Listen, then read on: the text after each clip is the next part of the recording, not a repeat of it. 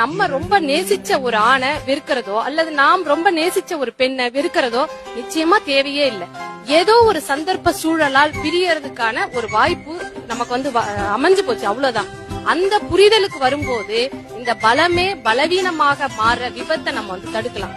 நீ அவ்வளவு அழகான பெண்ணு அப்படின்னு சொன்ன வாயே நீ உன்னைய மாதிரி ஒரு ராட்சசி இருப்பாளா அப்படின்னு சொல்ற இடத்துக்கு நம்ம தயவு செய்து போவேணாம்.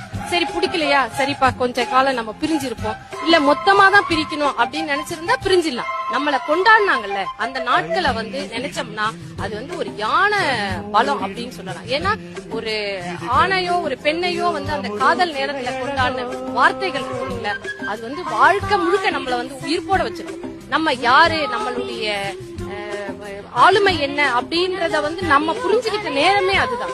அப்போ அந்த வார்த்தைகளின் காலத்தை மறந்துட்டு பலம்னு நினைச்ச நம்மளை கொண்டாட அந்த